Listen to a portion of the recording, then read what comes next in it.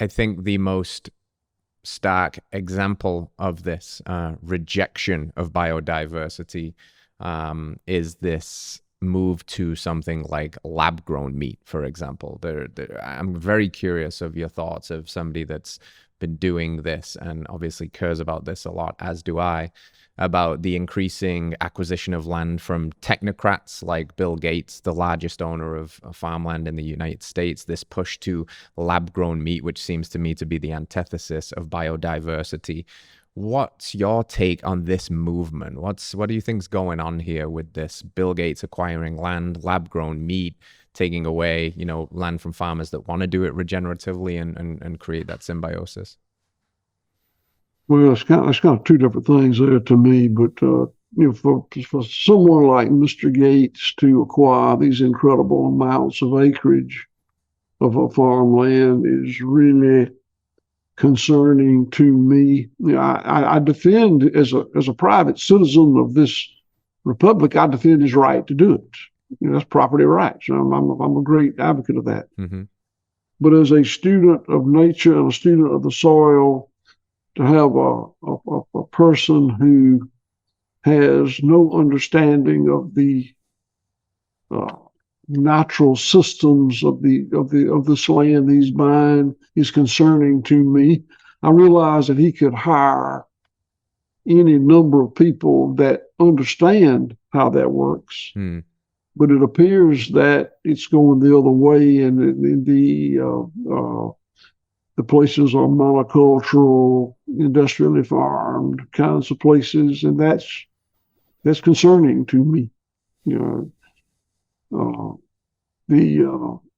other side of it was what was the factory farm? What was the other part of that question? Yeah, so the phase one, which you took care of well, is this, push to these monocultures, row crops as far as the eye can see to basically create, beyond burgers, etc. And then this new adjacent thing, which is lab-grown meat, taking nature out of it completely. Like, why don't we just grow cows and burgers in vats and, in inputs from God knows what? What's your take on the whole lab-grown meat situation?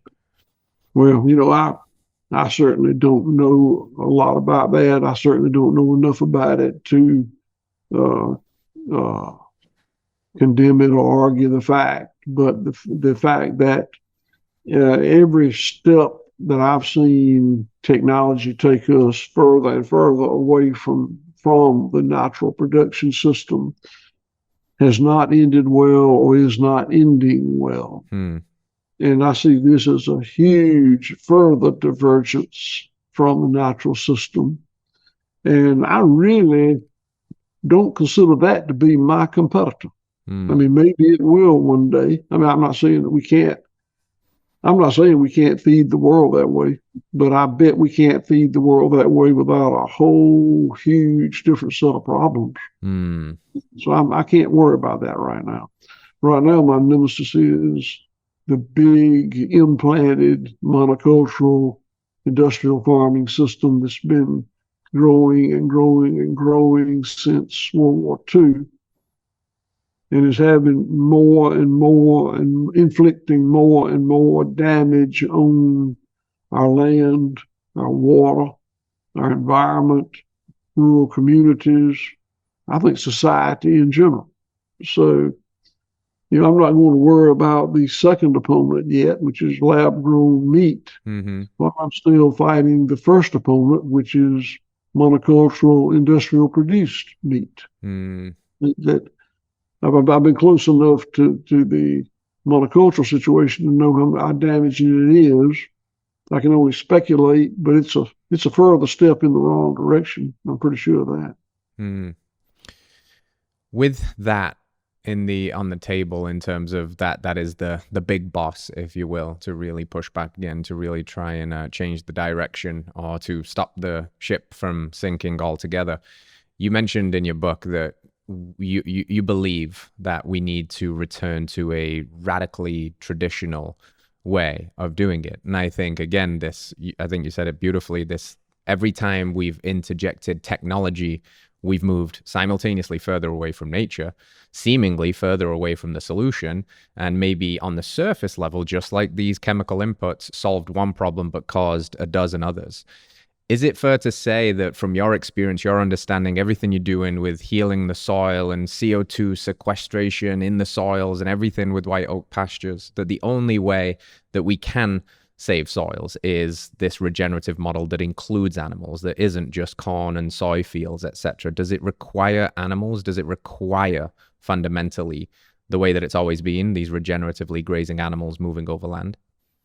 Yes. Yes. It's part of the system. The earth evolved. The earth evolved with these symbiotic relationships between animals, microbes, plants, and it yielded an abundance.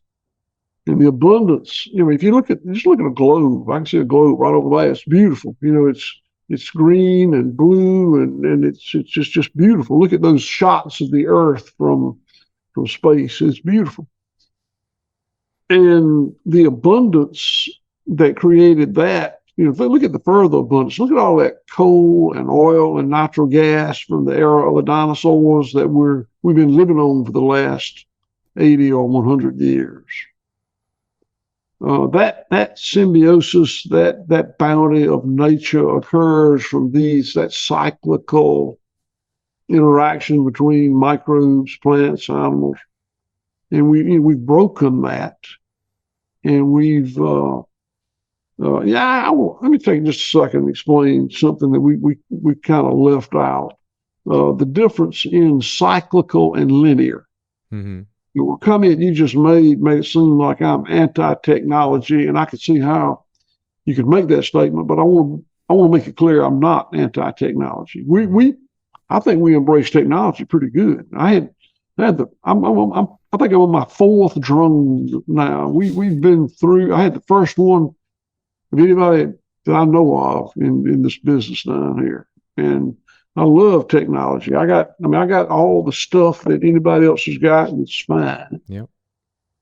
But there are linear systems and cyclical systems.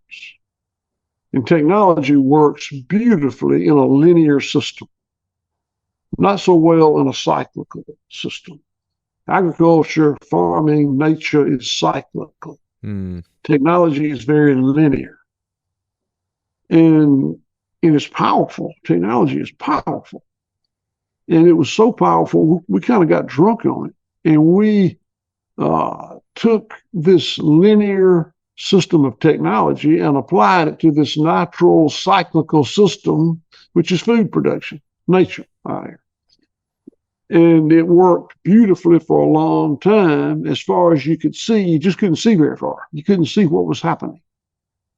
But we were inflicting incredible damage to the environment, to the ecosystem, to on and on, from meteorological all the way down to seismic. So using this powerful linear technology in these very cyclical natural systems increases production exponentially in the short term. Mm-hmm. In the long term, it does incredible damage. Hello friends, if you enjoyed that clip, then you can watch the entire thing by heading to this link over here, or you can find us wherever you find podcasts by searching Radical Health Radio. If there's value here, please hit that like button, let us know in a comment what your biggest takeaway was, and hit subscribe, support the show as we support you. We'll see you soon.